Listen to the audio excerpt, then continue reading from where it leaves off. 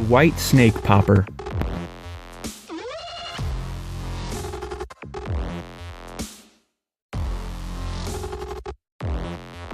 Start with a B10S hook in size 8. Then go ahead and cut 8 or so fibers from a flashabou hank.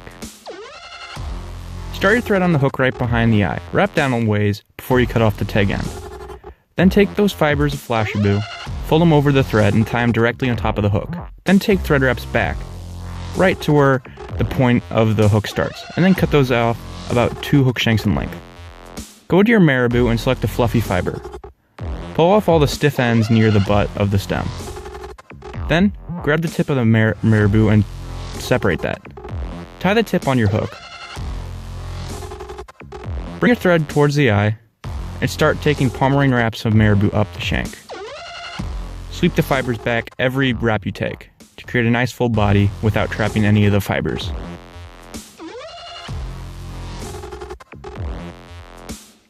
Once you reach the eye, go and take wraps of thread to secure the marabou stem and tie it off. Wrap back a little to compress the marabou. Then go to your red eye stub. Select a little pinch and then do another pinch. You should maybe have 1/4 pencils in width. Then, with the clump, tie it directly on top of the hook shank with about at its halfway point. Then pull the one sticking over the eye under the hook, forming a little section on top and below the hook. Then go ahead and whip finish it and cut it off. Now, cut about a 10-inch strip of backing material. With monofilament or a bobbin threader, go through the eye of the first fly you tied, leaving a loop over the top. Then thread the backing material through that loop to its halfway point. Then pull the monofilament, pulling the backing material through the eye, making sure not to pull the backing material all the way, giving a nice little loop. Now take that loop as if you were tying a Palomar knot and go over the hook shank, over the whole fly, and out over the eye of the hook, leaving this kind of shape. And then pull it tight. You should have like a little loop in front of the eye. Now, take 3 large glass beads, here in red, and start threading them through the 2 pieces of backing. Smush the 2 ends together and push them through each bead. If they start to fray, get the tips wet, and it should be easier to be put in. Now, go to your eagle claw hook. With clamps, hold the hook by its eye with those clamps. And then, by the bend, light a lighter and start burning the hook to make the metal softer. Once the metal turns red, go ahead and cut that off. I put the hackle pliers there so that the hook point wouldn't fly around the room. Now, go to your piece of foam. Measure a length that's 2 times that hook shank that we just cut in length, and in width, about half that hook shank. Then go ahead and cut that measurement.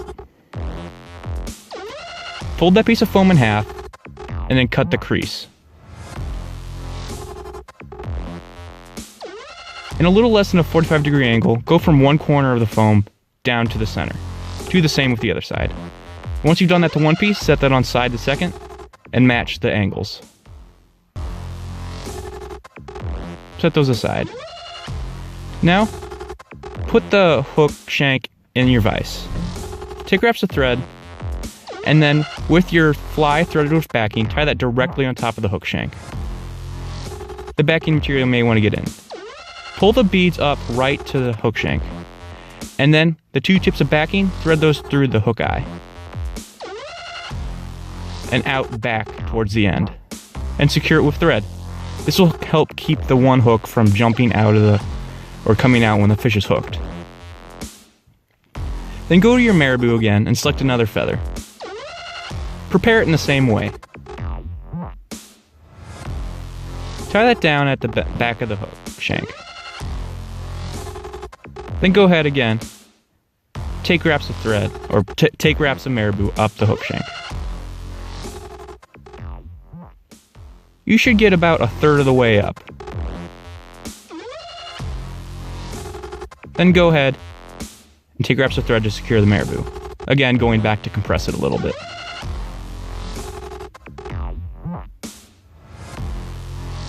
Then, grab one of your pieces of foam, measure it so the tip or the fat part is coming out about a centimeter over the hook eye, and tie it right above the marabou. Do the same, but this time on the bottom of the hook instead of the top. Really secure it. Jump your thread up about a half centimeter, and make an indent on each of the foam pieces to compress it around the hook shank.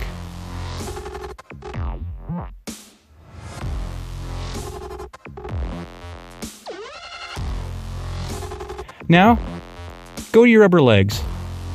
Take 2 off the hide, or little piece, and cut both in half.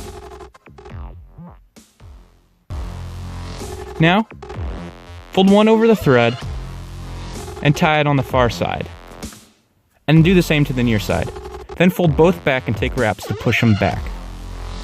Then jump your thread over the 2 pieces of foam and bring it to about a hook's eye's length behind the eye. And then tie the bottom piece of foam on and then the top piece of foam on, creating a little popper-shaped or cylindrical-shaped head. Make sure not to put too much pressure on your thread, that will break. Then put 2 more rubber legs, one on the far and one on the near. Pull them back so they go back. Then again, jump your thread between the 2 foam pieces and go ahead and take a whip finish. Cut your thread off. Now, go to your red. Measure a square that's about 1/2 the hook shank by 1/2 the hook shank.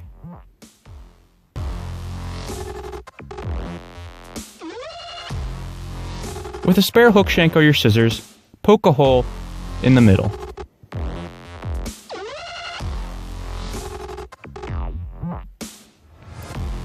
Then, going to your head of your fly, put some super glue on both the top and the bottom pieces.